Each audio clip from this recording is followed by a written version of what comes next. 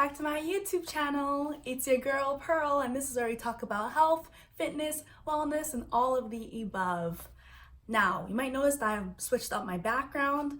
I wasn't sure how I felt about the other one. There was lots of things in my background and I was sitting on the floor. So now I am in my office chair and I have a less busy background. Let me know what you think of the background. So far, I think this one might be a little better because there's less distractions and it looks a little cleaner as well. This is part 3 of the 4-part series of how to thrive during quarantine. And today we're talking about how to stay active at home.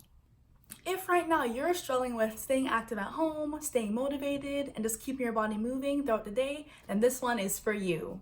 The first tip I have for you all is to make a plan. Nothing gets done unless we have a plan to achieve it. We have a step-by-step idea of how it'll look like roughly. If we don't have a general direction we're going, most likely we won't be going towards that direction. So making a plan is very, very important. How you make a plan? Well, it's really up to you. You can tell yourself that I'm going to exercise every day at 9 a.m. Great. Or you can say I'm just going to aim for some sort of activity throughout the day every day.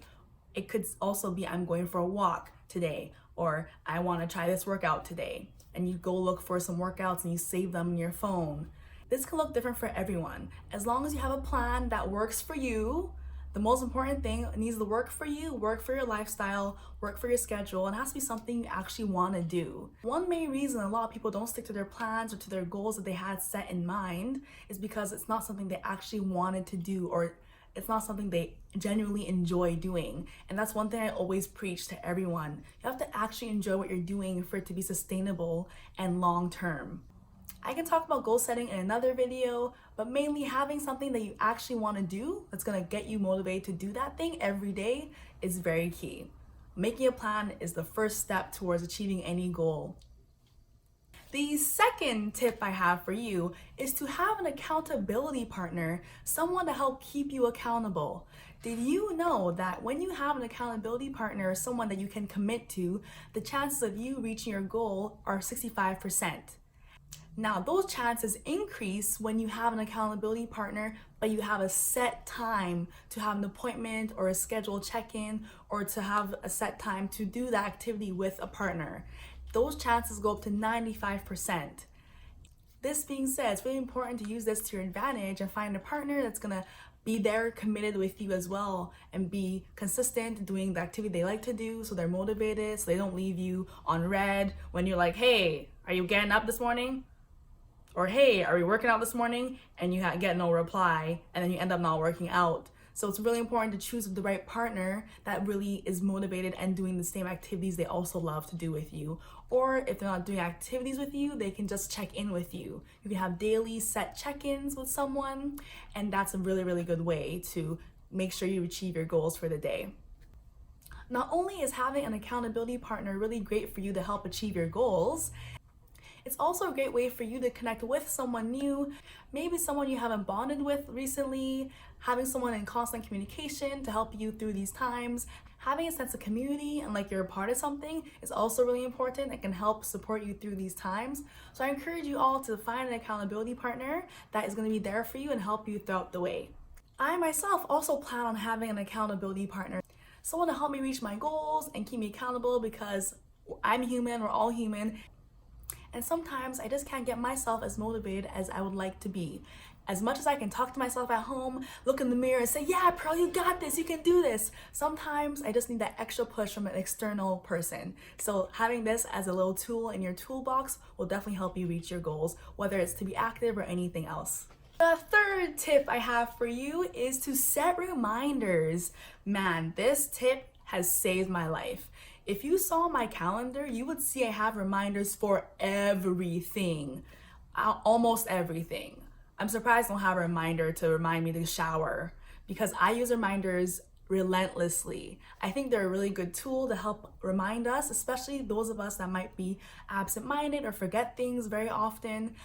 For me, I like to use reminders to help me clear my mind of any of the small, minuscule tasks I have to do, so I can have my brain power for more important tasks, such as being creative, making scripts, making content, building my business, and things that things that require a more cognitive load, I'd rather not have my brain be working really hard to think about what I forgot to do at 3 p.m. when I can just set a reminder for it.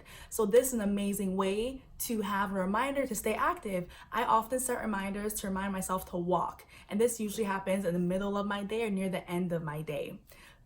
Setting a reminder to remind you to, oh, go for a walk now or stand up now, especially if you're at a desk all day, is a great way to just remind you to get up, stand up, breathe, maybe stretch, take a few steps, walk in, maybe just go outside for 5 minutes. Just a really good way to get your body moving throughout the day. This is especially effective if you struggle from staying stuck to your desk. I myself struggle with the desk paralysis syndrome.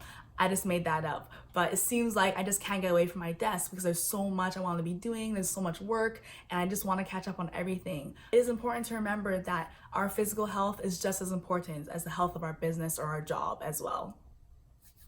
The fourth tip I have for you all is to increase your NEAT. Now, what is NEAT? NEAT stands for non-exercise activity thermogenesis. And this is basically just a very fancy way of saying the energy that we use that's not related to sleeping, eating, or exercising. This is another way to say our activities of daily living.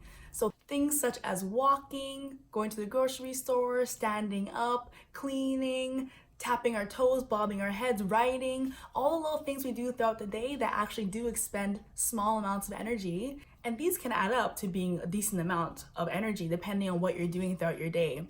Another way to incorporate more NEAT into your day or more non-exercise activity thermogenesis is to stand up when you can. So if you're on a phone call, stand up, walk around, or if you're on a Zoom call, FaceTiming, you can stand up and talk to your friends. I do that quite often as well.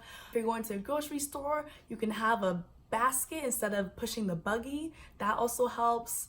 Another way is to take the stairs when you can, if you're able to. If it's not like 20 flights of stairs, or maybe you do want to do 20 flights of stairs, that's an option too, but that gets into the exercise category. Even things like tapping your feet, bobbing your head, or doing little movements throughout the day like this, those also add to our NEAT. For example, for me, I like to be moving around and I also play music, so if I catch a little tune, I'll be bobbing my head and just, getting my body moving. So this is another great way to incorporate more activity throughout your day as well. Those are my tips to help you stay healthy while you're at home. I hope this helps any of you that are lacking motivation, lacking ideas, or just trying to figure out ways to really maintain your activity while you're stuck at home. The main thing I want to emphasize here is to decrease the amounts of time that we spend being sedentary.